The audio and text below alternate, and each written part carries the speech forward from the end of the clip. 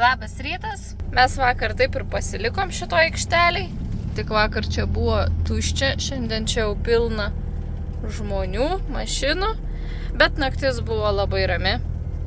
Jau senai buvo tokia rami naktis, nes kai miegi miestuose, tai vis tiek girdi arba mašinas, arba vaikštančių žmonės, arba dar kažką, visą laiką būna koks nors triukšmas. O čia buvo tokia mirtina tyla, taip gerai miegojęs. Tai užskaitom šitą vietą, labai gerai, kad vakar čia stabtelėjom. O šiandien jau toliau tęsiam mūsų kelią iki tikslo. O tai yra tokia aikštelė. O tu papasako, kada tau naktis nebuvo rami. Tankas gali pervažiuoti.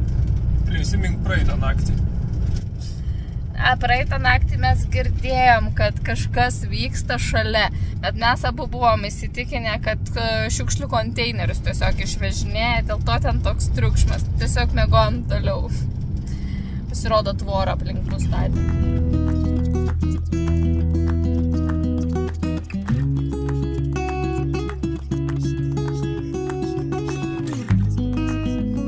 Mes jau aikštelėje. Štai toks buvo mūsų tikslas. Tikrai atrodo nieko ypatingo, neskaitant tų gražių kalnų. Bet kas mus čia labiausiai sudomino, tai štai šis namelis. Žinoma, taip pat čia yra ir vanduo, ir elektra. Lygtais Deivis sakė, kad eurą įmeti ir gali, euras 4 valandoms. Pasijungia elektra, kitas kemperiukas yra pasijungęs ir lygtais vanduo irgi sakė, kad mokamas, bet gali nemokamai nusipilti tualetą ir nuotekos. Na, o tame namelyje yra ir tualetai, ir netgi dušai. Šiaučiu kaip vietinę, šviesytę įsijungiam. Va, yra ir dušas. Visa tai aišku, kad yra nemokamai. Va taip, čia ne kempingas. Čia tiesiog paprasta aikštelėje visiškai prie nedidelio miestelio. Tai jau tą progą skirkime šiandien dieną tvarkymuisi, valymuisi, plovimuisi. Turim vandens, tai reikia šiaip daug susikaupę dalykų, reikia visko išplauti. Batai jau labai purvini, labai sudėtinga tokį dalyką pasidaryti. Visi kilimėliai, grindys, daug šiaip susikaupė. Tai va, šiandien visą tai ir pasidarykime. Nu viskas, mes išsimaudę. Namai švarūs. Batai ir tie švarūs. Visi išskalbti, džiūsta. Liekam jau šią naktį čia. Kas ką tik įvyko? Mes ką tik skaitėm jūsų visų komentarus, skaičiuojam čia visą dieną, nes tai vienu momentu laimėjo antras variantas, tai trečias variantas, dar gavom daug asmeninių žinučių. Ir Deivis tuo metu įsijungė TikToką. Ir aš paėmiau, pirmą kartą paspaudžiau ir buvo Graikija. Čia yra žaidimas, kur bus jūsų kita kelionė. Ir tada tiesiog pradėjau spaudinti vieną kartą, antrą kartą, trečią kartą. Rūta taip žiūri. Sakau, Rūtai, paspausk tu dabar. Jin paspaudė ir jai buvo irgi Graikija. Mum abiem tiesiog po vieną kartą patį pirmą abiem iškrito Graikija. Tai galit nebekomentuoti, likimas nusprendė ir laimėjo Graikiją. Neslėpsiu, tai buvo ir mano variantas. Dėl to aš čia tokia laiminga, o Deivis nelabai. Deivis skaičiuos matematiškai, ar mes pajėgsim į Graikiją nukeliauti ir ar turėsim tiek daug laiko. Labutis, mes jau pakeliui į San Mariną. Keliai tragiški, bet bent jau vaizdai gražus. Gerai, dabar supratau, kodėl buvo ženklas 230 plotis. Netilpsim? Pažiūrėk. Pažiūrėt ar telpam? Nu gerai, uždarom veidrodėlius. Nu, bandom pratilpt. Bet kad jis čia turėtų tilpt.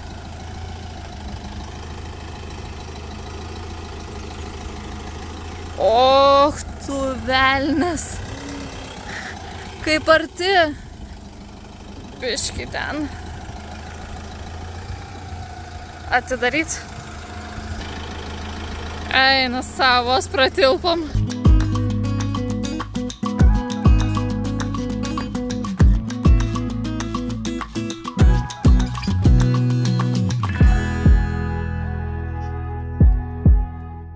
Na ir spėkite, kur mes esam. Reiko kieva pas visus gražus. Iš tikrųjų tai važiavom. O sakom, kiek daug San Marino numerių. Ir tada Deivis toks, gal mes jau esam San Marine. Žiūrim per žemėlapį. Jo, mes jau San Marine net nepastebėjom. Nebuvo nei kažkokių ženklų didelių, arba tiesiog nepastebėjome. Tai va, taip netikėtai, mes jau San Marine. Pirmas dalykas, iš ko nusprendžiau, kad mes turbūt San Marine, tai pamačiau, kad degaliniai dizelis €44. Ir toks, pala, tai mes gal San Marine ir tada pradėjom dairytis, kad jo, pilna San Marino numerių važinėjo aplinkui. Susitraukiau žemėlapį, žiūriu, kad mes jau San Marino vidury praktiškai. Jo, kūras daug pigesnis, nuostabu, nes kaip tik jo mums reikia, o visur Italijoje šiuo pastaruoju metu buvo litras po €55. O čia €45, 10 centų irgi pinigai. Taip sunkiai puškuojamės čia į kalną, ne bet kur, į keltuvą, kuris mus užkels į garsųjį kalną. Mes jau keltuvę, į priekį ir atgal kaina €5.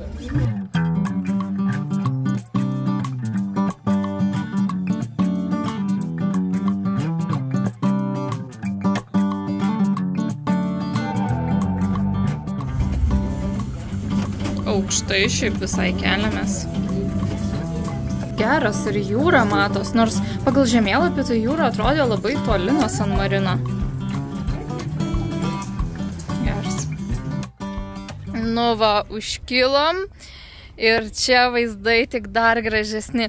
Į vieną pusę daugiau kalnuota, tokie kalnai sluoksniais, kaip aš vadinu. Gal šiandien, aišku, toksai oras. Atrodo giedro, bet toksai kaip tarsi rūkas, toksai.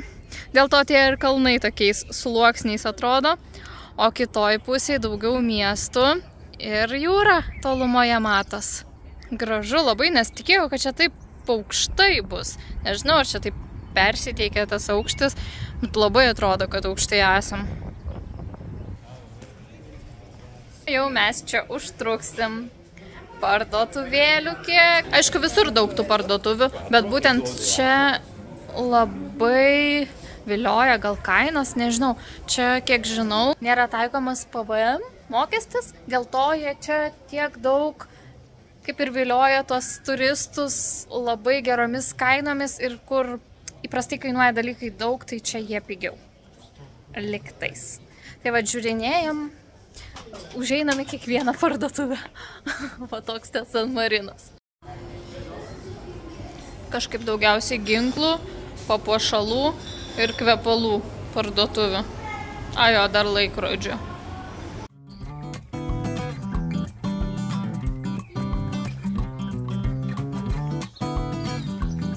Užėjome į pilį. Šiaip kainuoja 11 eurų, bet kadangi užsidarys už 1,5 valandos, tai bilieto kaina 5 eurai. Tai sakom, už 5 galim čia pasivaikščioti.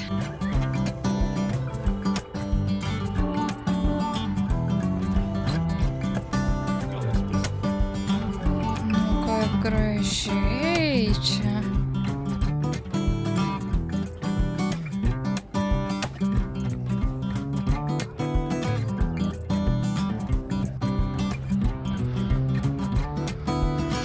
Viršaus visai gražiai atvėrė.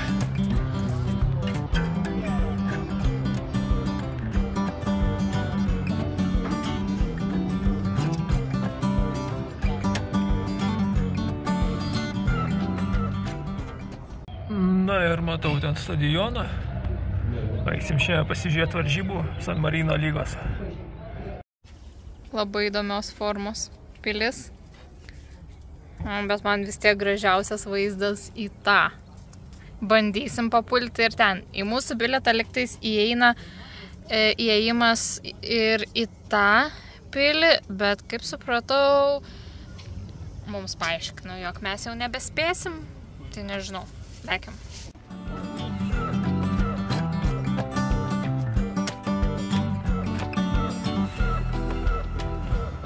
San Marino kunigaikštienė. Nu va, įėjom ir į antrą pilį. Šitoje daugiau likę interjero.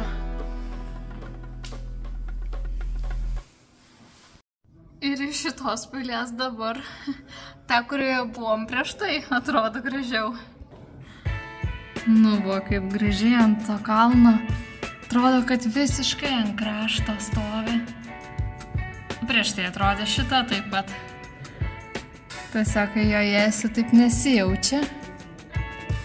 Nu, labai gražu. Visai verta atvažiuoti į San Mariną, nu bent vienai dienai.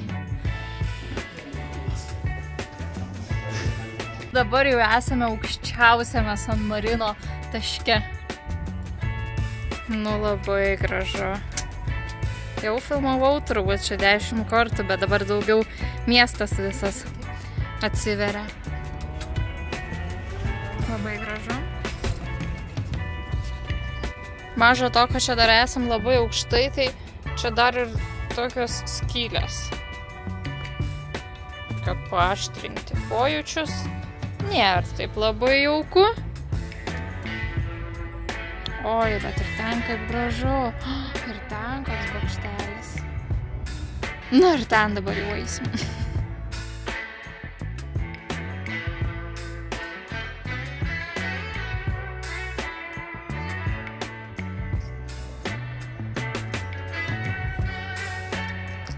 Ko tik nepadarysi dėl gražaus kadro.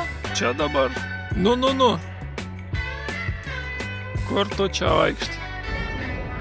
Nu tai čia medžiai uždengia, reikėjo tam parūpėti biškelį. Tu nusiversi, po to aš kaltas būsiu.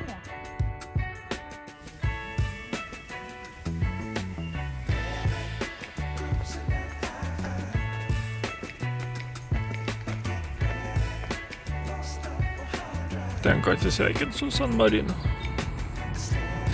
Leidžiame žemyn. Naktį išmiegosim San Marine dar apačioj. Bet į viršų jau turbūt nebekilsim.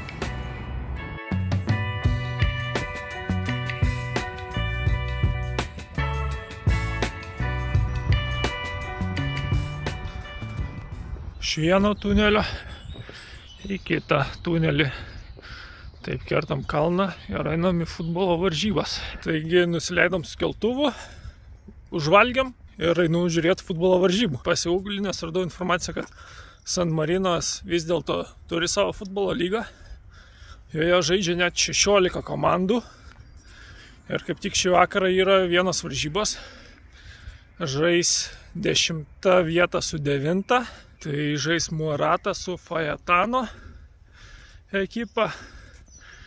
Einam pasižiūrėti, kaip tas San Marino futbolo lygis. Pačiam San Marine gyvena 34 000 maždaug gyventojų. Tai labai keista būtų tokiam kaip Mažeikiuose ar Panevėžy, kad būtų futbolo lyga, kurioje žaistų 16 komandų. Šiaip prašo, kad įėjimas turėtų būti mokamas, siūlė pirkti bilietus, bet kažkaip abejoju, kad čia internetu įmanoma įsigyti visų pirma jos. Čia toks labiau mėgėjiškas futbolas ir galim pažiūrėti, kaip tas mėgėjiškas futbolas. Štai ir stadionas, žiūrovų keletą yra. Ne vienas bent jau stebėsiu. Sėdinis švaresnis negu kai kuriuose didžiosiuose stadionuose. Puikus vaizdas bus. Viskas kaip ir nemokama, tiesiog ateik ir stebėk San Marino aukščiausią lygą.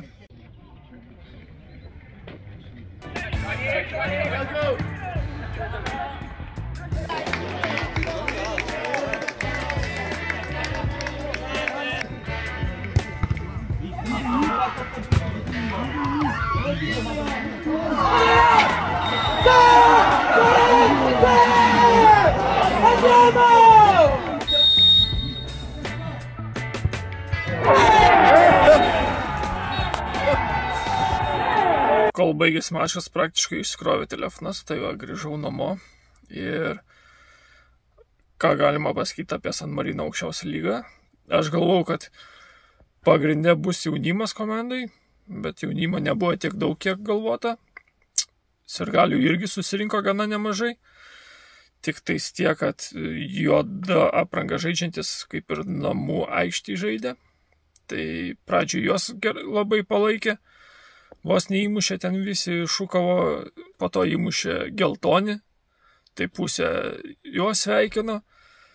Tada ant pačio galo pendelį mušė, tai neįmušė, džiaugiasi, kad neįmušė. Nu, taip atrodo, kad tiek viena, tiek kita komanda žaidžia namuose ir abi jas palaikė. Aišku, nėra ką norėti. Kai tiek mažai gyventojų yra, tai vieni kitus puikiai pažįsta.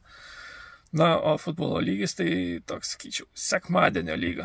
Labutis, mes nusprendėm pasidaryti savo atostogėlės. Atvažiavome jau prie jūros, Adrijos jūros, nuo San Marino, taip ir važiavome link pakrantės. Ir matėm, kad kelias dienos yra nuostabaus oro, tai sakom, gal tiesiog pabūnam prie jūros, taip įprastai, net nieko nefilmuodami, tiesiog pasiilsim, nes medžiagos šiaip turim prifilmavę gan nemažai. Ir vėl toj pradėsim atsilikinėti nuo realaus laiko. Ir atėjom į paplūdimį ir netyčia pataikėm į Aitvarų festivalį. Nesu buvus Aitvarų festivalyje Lietuvoje, tai atrodo viskas labai spūdinga, bet jeigu jūs esat buvę, tai pasakykit, ar ir Lietuvoje tokių yra įvairių gražių Aitvarų. Nesu dar tokių mačius, labai fainai mes čia užtaikėm. Geras, kiek jų čia daug, kaip gerai atrodo.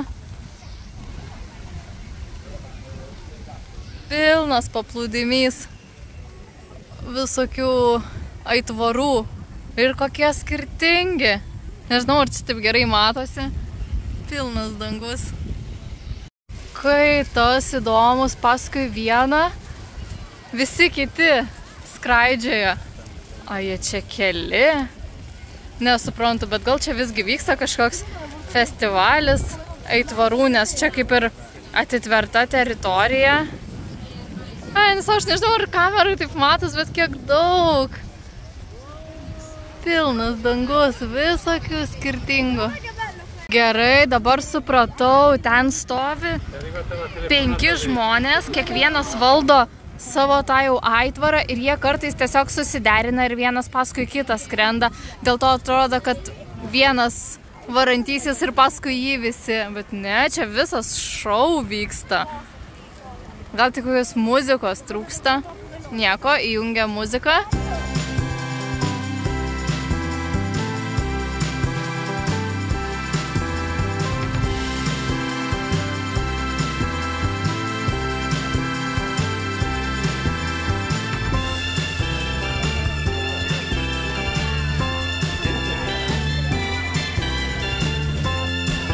Nu kaip gerai atrodo. Ten irgi labai įdomus ratas, besisukantis. Nu ir pataikėm mes čia.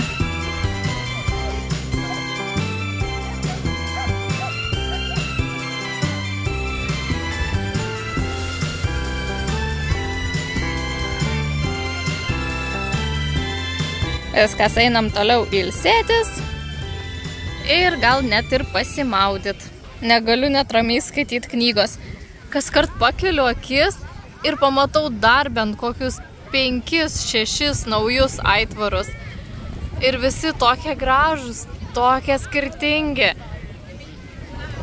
Ten tokia kaip aguonų pieva. Ten labai gražūs tokie ornamentuoti. Ten irgi vis daugėja. Ir dabar jau įsiaiškinau, kad čia žmonės tiesiog matyt, leidžia atvažiavę su vaikais ir panašiai. O čia už tvoros kaip konkurso dalyviai turbūt, gal jie čia vis dar ruošiasi, nes čia labai daugėja. Šitie dabar kelia tokius kaip paveikslus, portretus. Ten irgi tokie visi ornamentuoti, čia kaip temos gal kažkokios. Šitie lapeliai irgi skraidžia labai gražus. Geras. Taip visą dieną ir pratinginiavom, bet užtat ir išsimaudėm.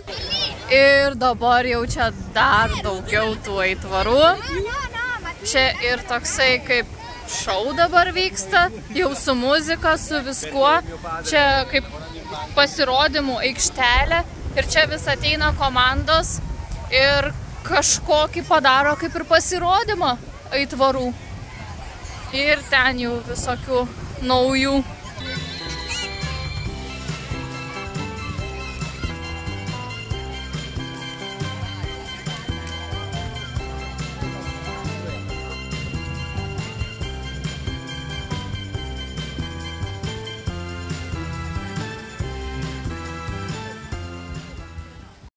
Nu va, dabar su muzikėlė vyksta šitos komandos pasirodymas.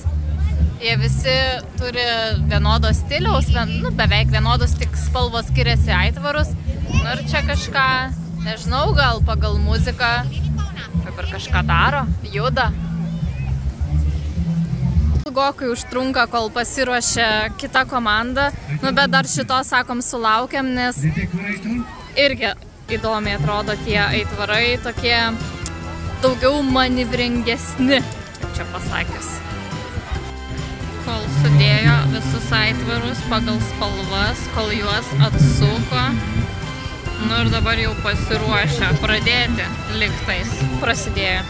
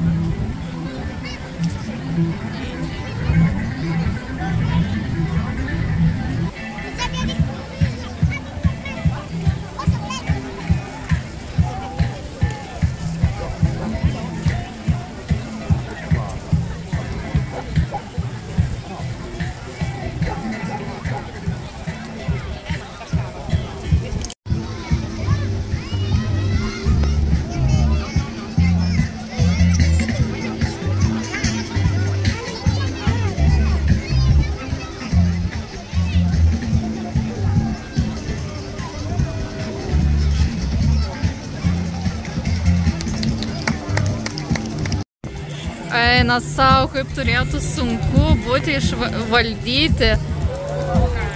Geras. Visas šokis aitvarų. Nu, šita komanda nustebina. Geras.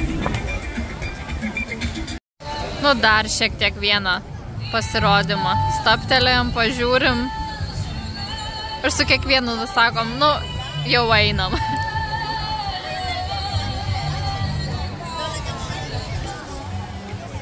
Prisibuvom paplūdimyje, atvažiavom reikaliukų tvarkyti, kol dar neužsidarė parduotuvė, nes susidūrėme su tokia problema, kad aš nebegaliu montuoti naujų video. Kodėl? Nes man baigėsi visiškai atmintis kompe. Tai atvažiavom išsirinkti naujo hardo, kad sudėti visą medžiagą, kad galima būtų toliau montuoti, nes visiškai nebegaliu. Jau praeitą video, kad surenderint, turėjau ištrinti dalį video, kad galėčiau, vienu žodžiu. Nebuvom dar susidūrę su tokia problema. Neveltui jau esam nufilmavę virš 50 vlogų, tai tas tikrai užima nemažai atminties. Tai teks pirkti dabar išorinį diską. Nu ir aišku, šiandien neapsieita be nudegimų. Taip, mes turime kremą nuo saulės. Taip, mes netgi juo pasitepėm, bet kažkodėl nusprendžiau, kad šitos vietos man niekada neįdega, tai jų nesitepsiu. Nu, tai va dabar ir turiu taip labai keistai nudegusią koją su kažkokiu plėmu, bet dar juokingiau, kad kol tepiau save netyčia, šiek tiek aptaškiau Deivį ir jam ten, kur užtryško taškelis kremo nuo saulės, liko balta dėmelė. Nėra labai jisai patenkintas dėl to. Na, bet pats kaltas, kad nesitepė visas.